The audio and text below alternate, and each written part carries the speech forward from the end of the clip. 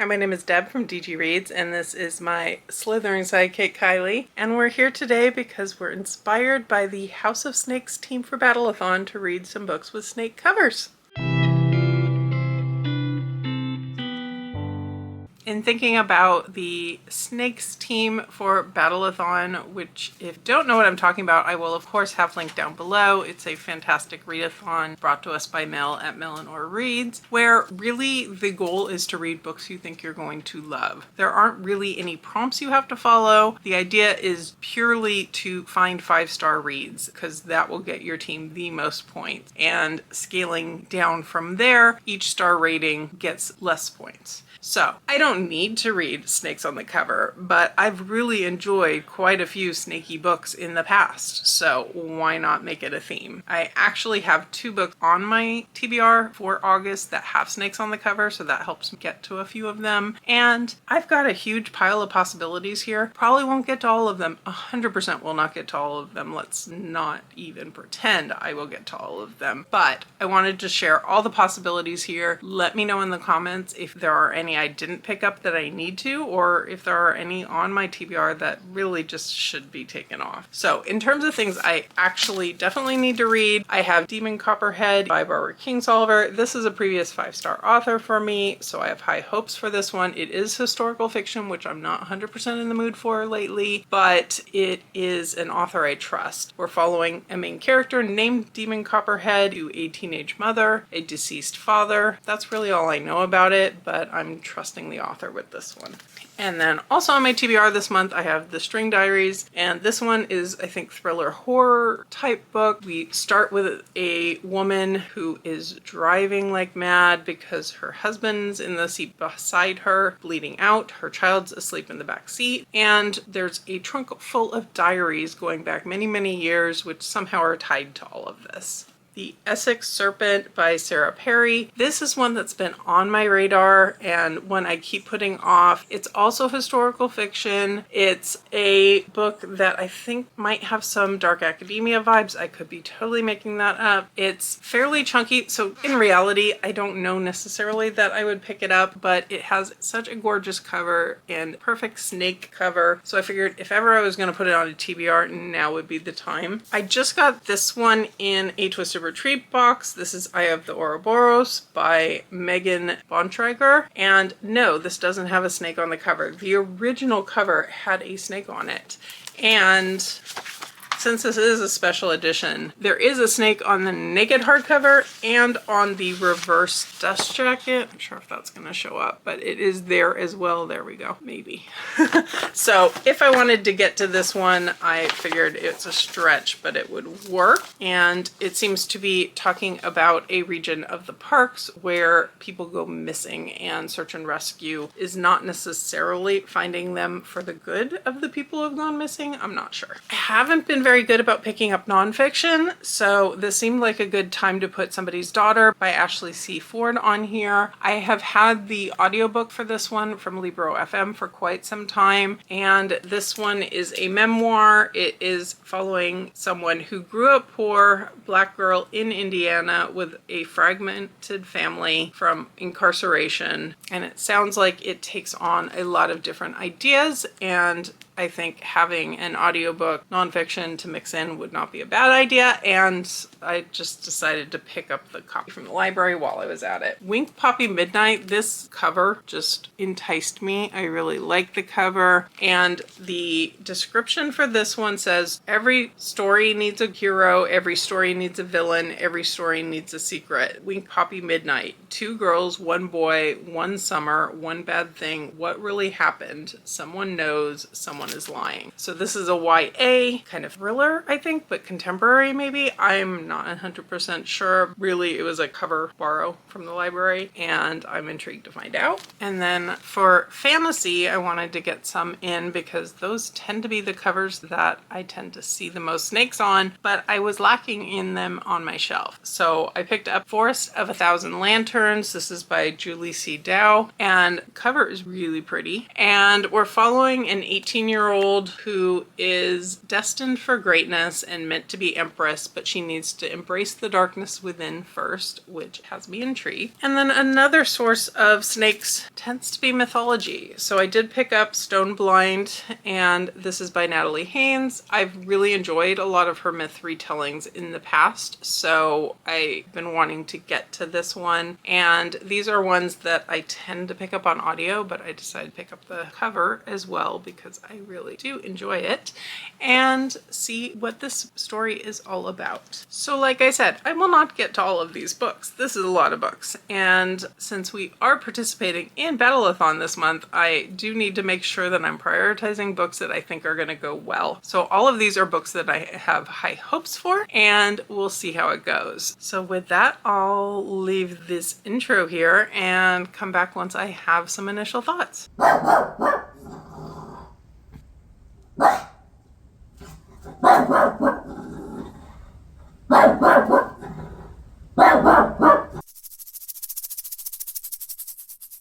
Okay, it didn't take me very long. I have initial thoughts. And again, because we are going to be embracing high rating books, we are also embracing the DNF when we need to. So Wink Poppy Midnight, this will be the first casualty of the DNF embracing. I'm still intrigued by the premise of this, but the characters are just a little too unlikable, a little too abrasive for me in the moment, and I think it's just not going to be for me. It's a little too teenage contemporary-y for me.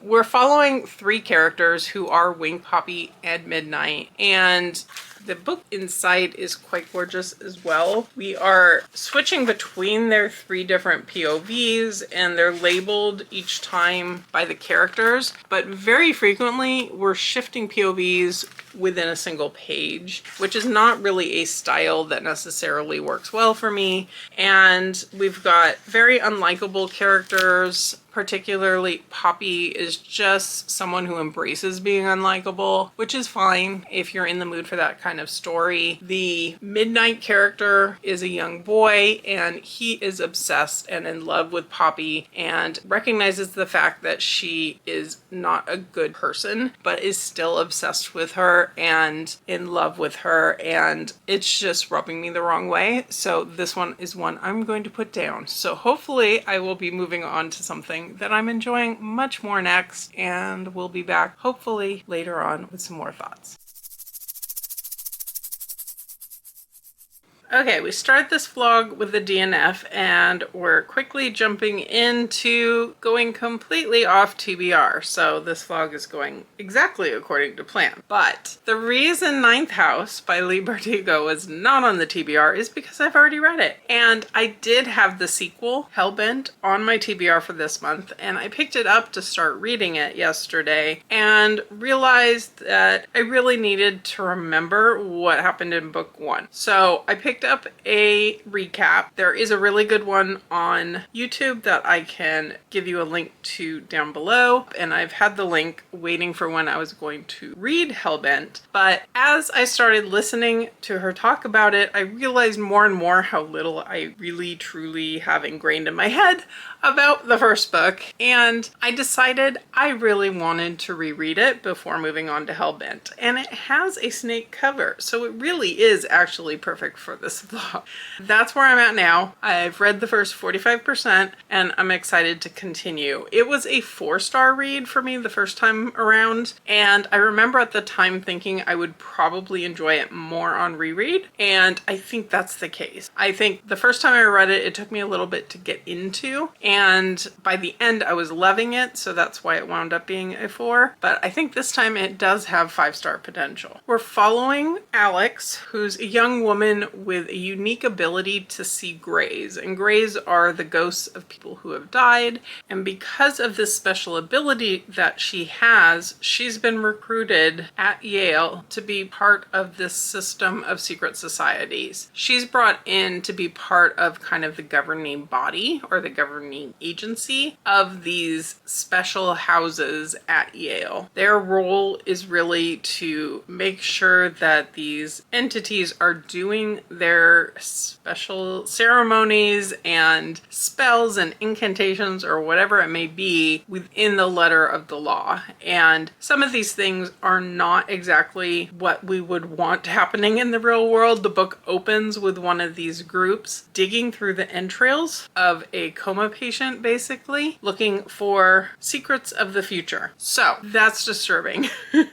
We're also following the point of view of Darlington, who is recruited to be Alex's mentor. And he's taken this on a little bit reluctantly, but eventually it's working out well. Except from Alex's POV, we know that he's gone missing, that something has gone wrong and he's no longer with them. With his POV, we are going back in time before any of this happened, and we're seeing kind of Alex's earlier days in this program. It's dark academia with fantasy and with a little bit of the real world mixed in with the fantastical elements, and I really love that about it. I think I was much more quick to get invested this time around, knowing that I enjoyed it the first time I read the book, and I have high hopes for finishing this one quickly. It is my current audiobook that I'm using for my commute, and I am spending a lot of time in the car this week, so I think it shouldn't take me more than another day or two, hopefully, to finish this one up and come back with final thoughts before moving on to more of my snake TBR. I have now finished Ninth House, and I am so glad that I actually reread this before jumping into Hellbent. There were so many things in this that I had kind of forgotten or lost a lot of the details. I really like how dark this story gets and the way we get some reveals about our main characters and about the world they're inhabiting and how many different layers we kind of get as the story goes along. This is a book that combines fantasy and horror and mystery, and it has all the buzzwords for me to love it. I remember struggling getting into it by listening to just the audiobook the first time around reading it, so I think that's why it wasn't a higher rated book for me initially, but it's definitely proven to be a very high 4.5, if not a 5-star, definitely a rounded to 5-star on Goodreads type of read for me this time around. So I'm thrilled that I was able to put in a 5-star read for Team House of Snakes. And this is one that has me really eager to go on to the sequel. It ends on very much a cliffhanger type of moment. It feels like a very complete book. Like, I'm not saying like it just drops in the middle of the action. It has a lot of resolutions, but there are major things that are left undone. And I do remember hitting the end of the first book and thinking, I can't wait for the sequel. And then it just took too long, I think, for the sequel to get in my hands and for me to have time to get to it, to really remember that hype that I had at the end of book 1. So I'm glad that I'm going to be picking up book 2, not in this video, but very soon in my life. So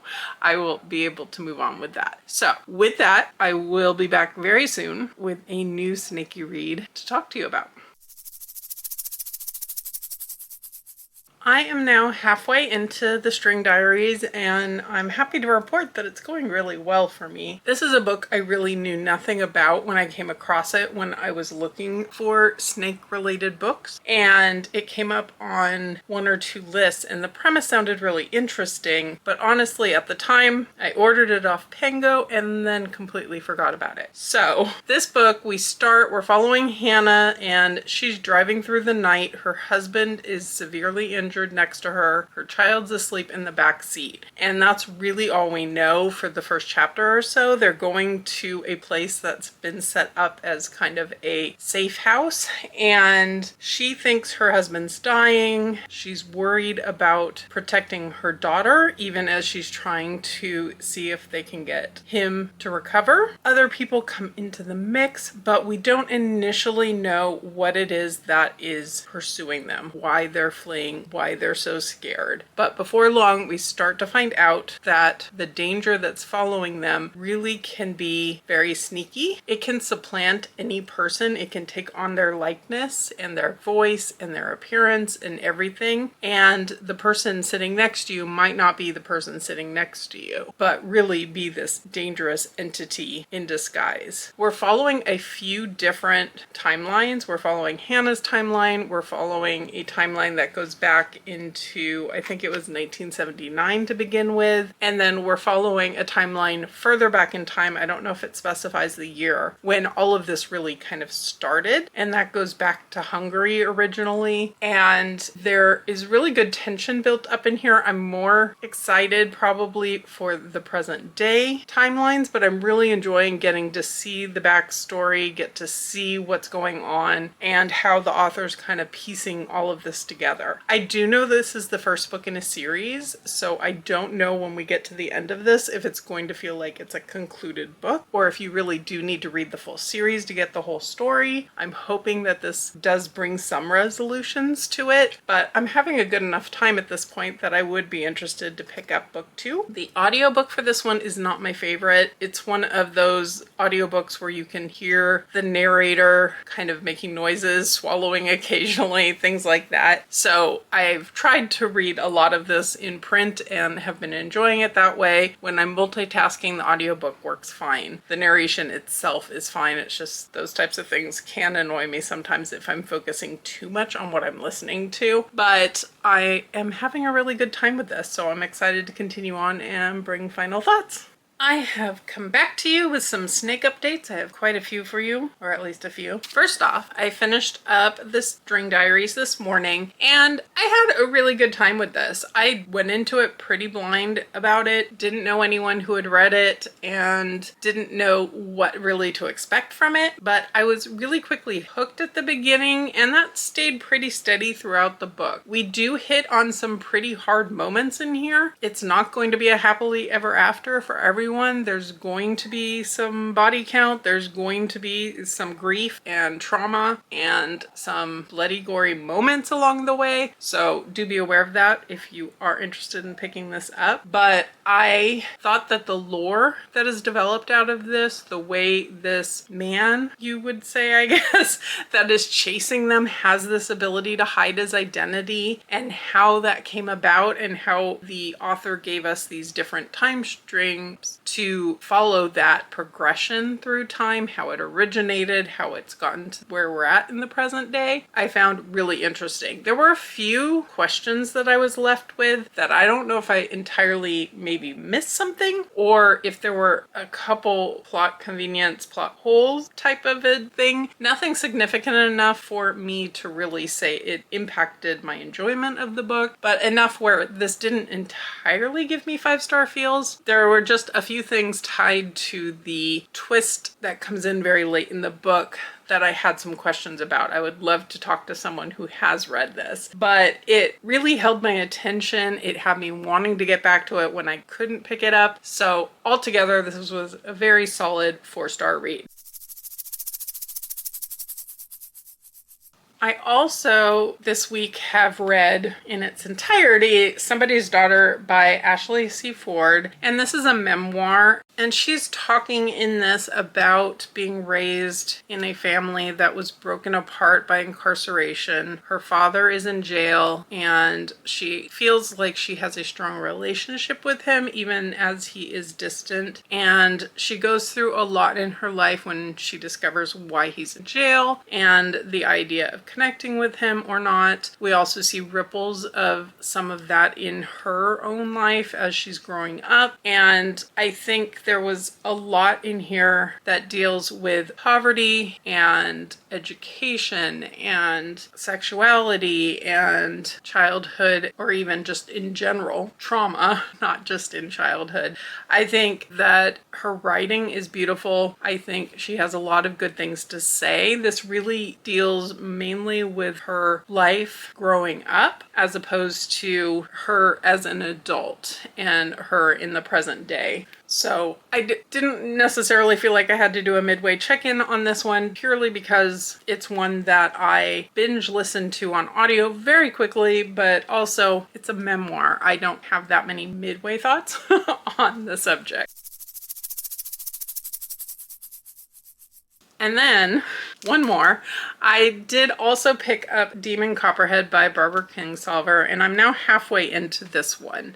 I've been listening to it on audio, and generally I like it in the sense that it's not entirely an easy read. The young man, Demon Copperhead, whose real name is Damon, Demon is a nickname for him. He is born to a teenage mother. She's addicted to various substances and struggling with her sobriety. He winds up in and out of the foster care system and not in great places. And it is very much, I think, a very realistic depiction of what can happen to someone who's poor, who's going in and out of foster care, who's living in a very poor area and is struggling. And I think it's well written in that depiction. I think it's not entirely easy to read. Like, I don't want to binge it all in one sitting because it's just something that's taking a while to process, but it actually feels like it has a lot of comparisons kind of to here, where you're dealing with parents who aren't necessarily the best parent always, but there's still feelings of love, there's struggles, there's poverty, there's substance abuse, there's a lot going on that I can draw some comparisons between the nonfiction account and the fictional account. So these two books back to back were hitting a little hard, so I am gonna probably space it out a little bit with some other books, but I am looking forward to continuing on with this one. It is beautifully written in a lot of ways. It's definitely something that's pulling on the heartstrings in a lot of ways, so I will be continuing on with that. And then last but not least, on a sneaky note, I have a new friend. Well, Kylie has a new friend. I made a trip over to the pet store today on my lunch break and found a snake. Did Kylie need a fluorescent orange snake that's as long as she is? Yeah, I'd say yes, she did. And she's staring at me from behind the camera, so I think she agrees.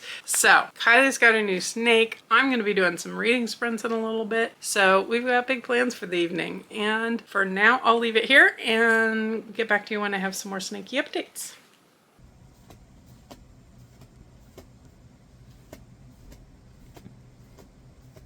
They called it an indestructible toy. Kylie begs to differ. Okay, today was kind of a wild day. We had an earthquake, pretty sizable one in California, and being on the 4th floor of an office building, I definitely felt it. So that definitely shook up the day, pun intended, I guess. And then I came home and Kylie was in the garage to greet me, which she usually waits in the house for me to come inside before she comes to say hi. So I was thinking, oh, maybe the earthquake upset her. No, her bark collar that she has for use in situations where I need to keep her from barking at other dogs, the battery was dying, so it was beeping, and that freaks her out. So she's gonna need some extra snake playtime and some extra cuddles tonight, I suspect. But I am here because I did finish up Demon Copperhead. This book was a challenge, not gonna lie. I wanted to love it so much more than I did. And it's not that it's not a good book. It is very beautifully written. It is a good character study. It has so many good things to say about poverty, about addiction, about everything that this character Demon went through. It just was too long. I was so much more invested at the beginning in getting to know the character and his life. And it's extremely slice of life, not in a cozy way because it's just not a cozy story, but it just is following along and every twist and turn of his life and the way all of this poverty and substance use and everything winds up impacting him throughout his life. And it was 21 hours on audio and a whole lot of pages. I think it falls in the category of just historical fiction and I aren't fully clicking at the moment. So all that said, I'm still giving it 4 stars because technically I would give the writing and the characters and the setting, everything in here, big marks. It's just my enjoyment factor bringing the rating down a bit. So it's probably like a 3.5 rounded to 4 if I'm being brutally honest with it. I think maybe if I had picked it up at a different time, it would have been a different rating. I don't know. I'm disappointed. I really wanted to love this and just found myself drifting. interesting, especially as we got further in the book and I realized I still had a few hours of listening time left. And I'm just glad that I can move on to my final book in the snake vlog and hope I have a better time with it. We shall see.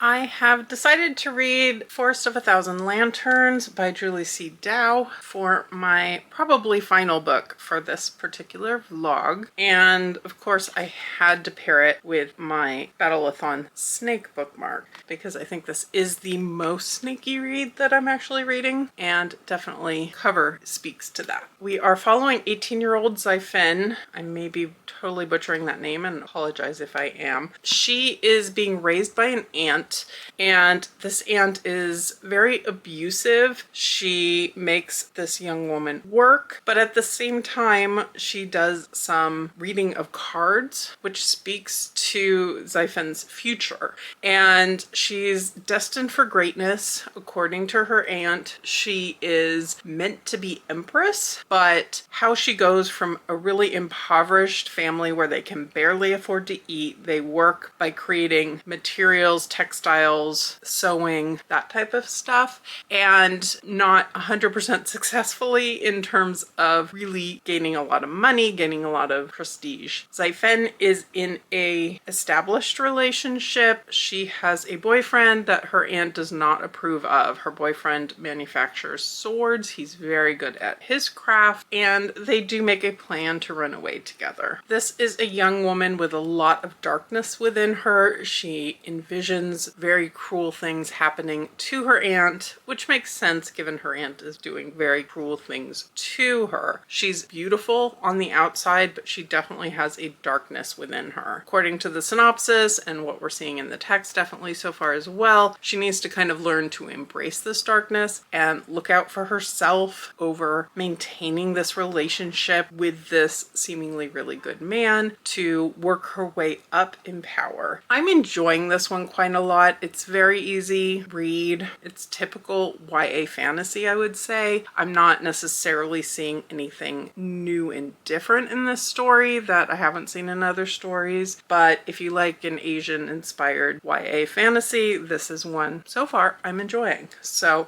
I do look forward to continuing on. I am enjoying our main character. I think the darkness elements and the way she is putting herself forward to advance herself, to stand up to her aunt, to stand up to her aunt, to stand up to her boyfriend even, and find ways to kind of buck the hierarchy of the world in some ways, the way women are treated. Largely women seem to be in a position of concubines and wives who must answer to their husband and things like that. So I'm curious to see where it's going. This is starting a series, so I'll make a decision by the end if I'm going to continue on with it. But so far it's been a really easy read. The snake themes do run through this one pretty strongly, so it's a good one to finish off on. We hear her talk about having her venom. We see some snake imagery just in the writing itself, so I'm enjoying that aspect of it as well. So I'll be back once I have my final thoughts. Time has come for a final update and to wrap up the sneaky vlog. So I did finish up Forest of a Thousand Lanterns yesterday,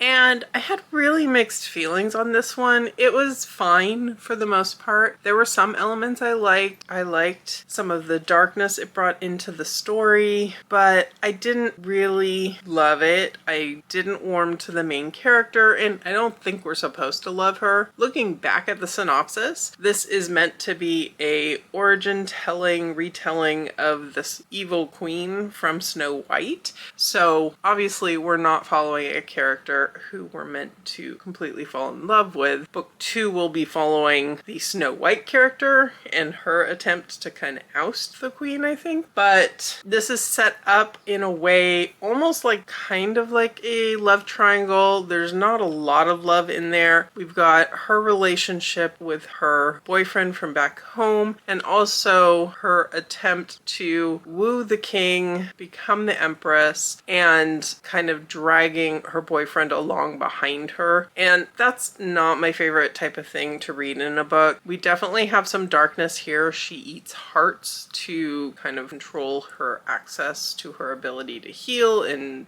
her magic. We do get some reveals late in the book about the world building, about kind of her own origin story and all of that, but that doesn't come in until about 75%, which I felt by that point it was a little bit late in the game for me. I did like the way that this brought in storytelling and poetry and kind of the East Asian influences and stories and lore. I did like those elements, but ultimately it's not a book that really fully captured my attention or drew me in, so it is getting a 3.5 for me. I think it's not one where I'm really called to pick up book 2, so I'm just gonna kind of consider this a standalone. It does wrap the story up. Book 2 is going to be set many years in the future, so it does work pretty well just on its own without needing to continue the story. But unfortunately, I haven't exactly been ending this vlog on the highest notes when it comes to books. I think my biggest win of the vlog was the String Diaries. This is one I definitely would never have picked up if I wasn't on the House of Snakes team and looking for snake inspired things for this vlog, so I'm really excited about that. And I am curious to check out the second book in this series. I think it's just 2, and I think similar to that last book, this one will be set quite a bit in the future following the next generation, if I'm not mistaken. It's been a while since I read the synopsis of book 2, but this was definitely a win. And ultimately the biggest win was Kylee in her snake hoodie and playing with her snake toy. So she's right now doing some neighborhood watch behind the cameras, but thank you to her for keeping things entertaining. Let me know in the comments below, do you have any favorite books with snakes on the cover? Do you have any recommendations for me based on what you saw in this video? Or if you've made it this far and you don't have anything to comment, leave me a snake emoji. I would really appreciate it if you hit that like button if you enjoyed this video, and subscribe if you'd be interested in more of my content and Kylie's. But for now, I will leave this here and I will catch you in my next video.